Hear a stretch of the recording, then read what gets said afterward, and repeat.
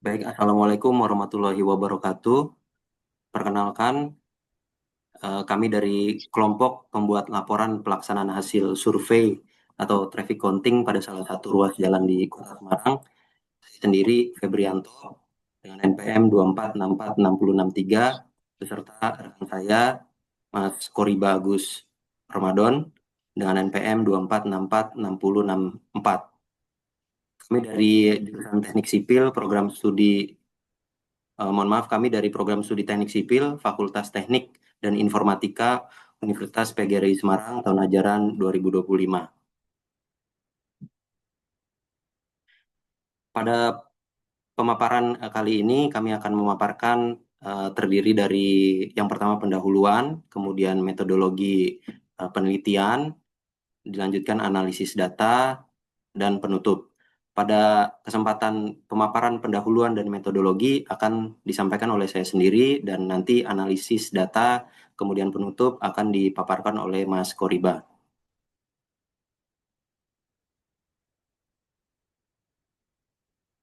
Pertumbuhan lalu lintas yang tinggi merupakan konsekuensi dari peningkatan aktivitas sosial, ekonomi, dan urbanisasi yang pesat. Volume kendaraan yang semakin meningkat dari tahun ke tahun menuntut adanya pengelolaan transportasi yang lebih baik agar tidak menimbulkan kemacetan, polusi, dan penurunan kualitas hidup masyarakat. Oleh karena itu, diperlukan upaya sistematis dalam memperoleh data dan informasi aktual tentang kondisi lalu lintas di suatu wilayah. Salah satu metode yang efektif untuk mengumpulkan data lalu lintas adalah melalui survei traffic counting. Survei ini memberikan gambaran yang akurat mengenai jumlah kendaraan, jenis kendaraan yang melintas, serta perhitungan derajat kejenuhan pada suatu ruas jalan. Hasil survei ini menjadi dasar penting dalam perencanaan lalu lintas, peningkatan infrastruktur jalan, dan pengambilan kebijakan transportasi berbasis data. Kemudian pelaksanaan survei lalu lintas ini memiliki maksud untuk memperoleh data aktual dan komprehensif mengenai kondisi arus kendaraan pada ruas jalan yang diamati. Data tersebut menjadi dasar dalam analisis karakteristik lalu lintas serta mendukung perencanaan transportasi yang lebih efisien dan berkelanjutan. Adapun tujuan dari survei ini adalah sebagai berikut. Yang pertama dapat mengetahui kapasitas maupun volume kendaraan yang melintas, kemudian kita dapat menggambarkan sketsa kondisi geometri jalan yang disurvei, kemudian dapat menghitung derajat kejenuhan, dan selanjutnya dapat menentukan jam puncak atau peak hours lalu lintas yang kita survei pada ruas jalan tersebut. Ruang lingkup dalam penelitian ini mencakup kegiatan survei pencacahan volume lalu lintas atau traffic counting yang dilakukan pada satu lokasi ruas jalan dengan dua arah pengamatan, yaitu arah barat ke timur dan arah timur ke barat. Survei dilaksanakan secara langsung di lapangan selama 1 hari penuh, dimulai sejak pukul 6 pagi hingga pukul 16 sore, 18 sore maksud kami. Rentang waktu tersebut mencakup kondisi lalu lintas pada pagi, siang, hingga sore hari yang mencerminkan variasi pola pergerakan kendaraan. Kegiatan survei ini mencakup pencatatan jumlah kendaraan berdasarkan klasifikasi jenis kendaraan dan arah pergerakannya. Data yang diperoleh digunakan untuk menghitung volume lalu lintas, menentukan jam puncak, menganalisis derajat kejenuhan, serta melakukan proyeksi volume kendaraan di masa mendatang. Seluruh pengamatan dilaksanakan sesuai dengan prinsip dan metode survei lalu lintas yang berlaku dalam studi transportasi. Di dalam penelitian ini, kami melakukan beberapa tahapan metodologi, antara lain metode survei, kemudian persiapan survei, pelaksanaan survei, dan hambatan pelaksanaan survei. Metode survei yang digunakan dalam penelitian ini adalah observasi langsung di lapangan melalui teknik pencacahan lalu lintas atau traffic counting. Survei dilakukan dengan mencatat jumlah kendaraan berdasarkan jenis dan arah pergerakan pada interval waktu tertentu. Setiap kendaraan yang melintas dicatat sesuai kategori klasifikasi, yaitu sepeda motor, kendaraan ringan, kendaraan berat, dan kendaraan tidak bermotor. Metode ini banyak digunakan dalam studi perencanaan transportasi karena mampu menggambarkan pada pergerakan kendaraan secara aktual di lokasi survei menurut Sutomo tahun 2019. Selanjutnya yang kami lakukan persiapan survei. Persiapan pelaksanaan survei diawali dengan penentuan lokasi pengamatan, yaitu pada ruas jalan yang menjadi titik kajian. Waktu survei ditentukan untuk mencakup rentang pagi hingga sore hari, guna menangkap fluktuasi arus lalu lintas sepanjang hari. Peralatan yang digunakan dalam survei ini meliputi formulir pencatatan atau tally sheet, alat tulis, papan klip, stopwatch, serta kamera dokumentasi. Surveyor diberi pengarahan untuk melakukan pencatatan kendaraan pada interval waktu setiap 15 menit sesuai standar survei lalu lintas berdasarkan Direktorat Jenderal Bina Marga tahun 2017. Kemudian eh, memasuki tahapan pelaksanaan survei. Survei dilaksanakan pada hari kerja selama 1 hari penuh, yaitu dari pukul 6 pagi hingga 18 sore. Dengan pengamatan dilakukan pada 2 arah lalu lintas, yaitu dari arah barat ke timur dan timur ke barat.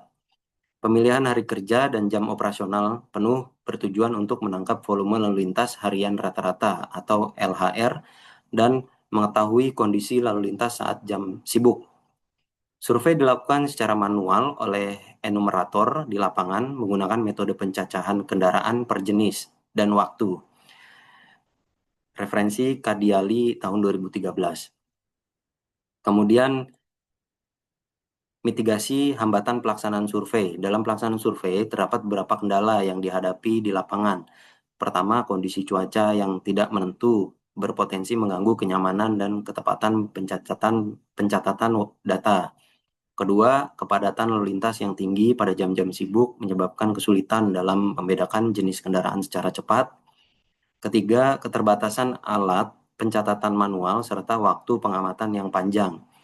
Hal ini dapat menyebabkan kelelahan pada surveyor yang berisiko menurunkan ketelitian pencatatan data. Selanjutnya, bab 3 mengenai analisis data akan disampaikan oleh Mas Koriba. Waktu dan tempat kami persilakan. Baik, terima kasih Mas Febrianto atas kesempatannya. Selanjutnya kami memasuki bab 3 yaitu analisis data. Pada poin pertama kami membahas kapasitas jalan, volume kendaraan, dan derajat kejenuhan.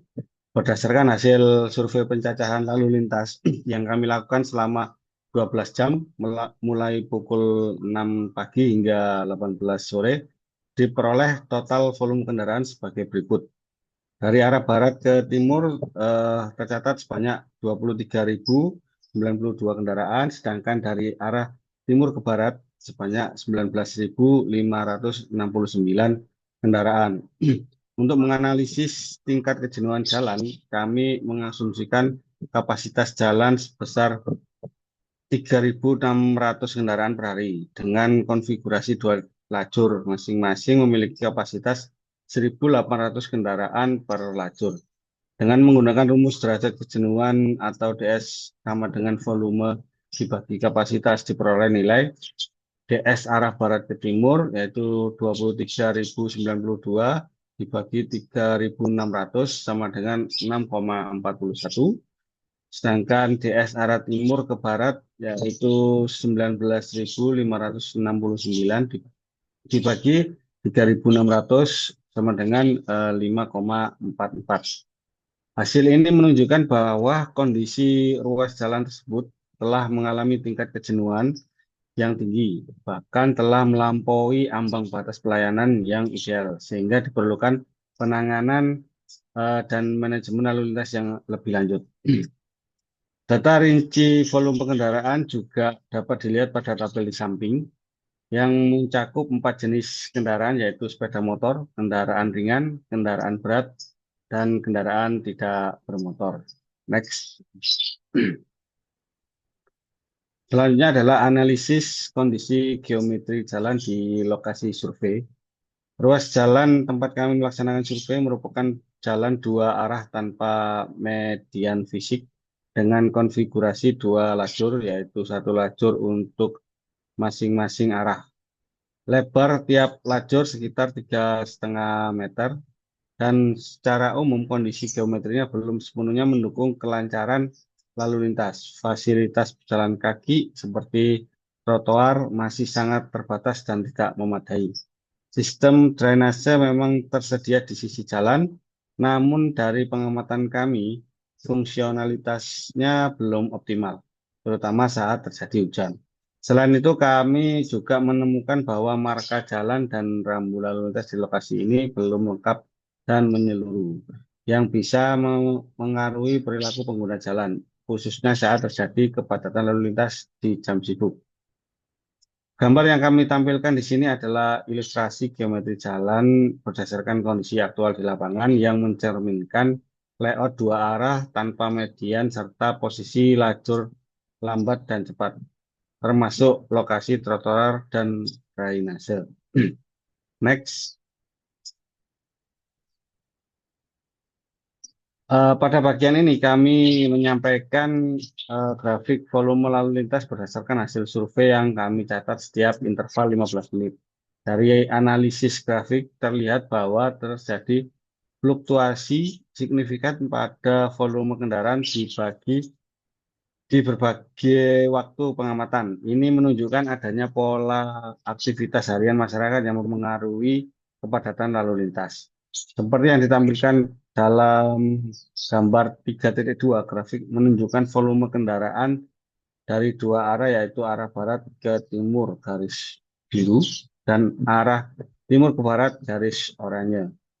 Dari data yang kami olah, diketahui bahwa jam puncak peak hour untuk arah timur ke barat terjadi pada pukul 8 pagi sampai 8.15 dengan volume tertinggi mencapai 1.460 kendaraan.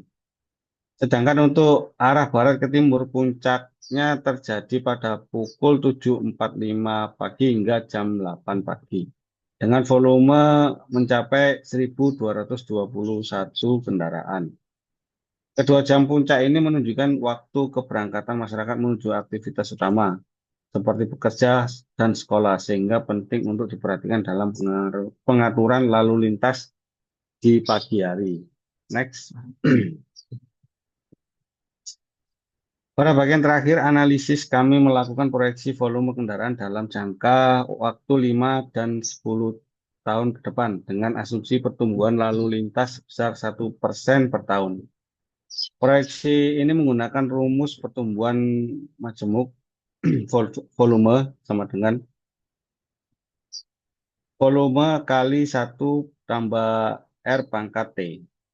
Di mana R laju pertumbuhan tahunan dalam hal ini 0,01 atau 1%, T sama dengan jumlah tahun 5 dan 10 tahun. Dengan menggunakan rumus tersebut, kami memperoleh hasil sebagai berikut. Untuk arah barat ke timur, volume saat ini adalah 23.092 kendaraan, maka 5 tahun ke depan menjadi 24,269 kendaraan dan 10 tahun ke depan menjadi 25.518 kendaraan. Untuk arah timur ke barat, volume saat ini adalah 19.569 kendaraan, maka proyeksi 5 tahun mendatang adalah 20.552 kendaraan dan 21.611 kendaraan untuk 10 tahun ke depan.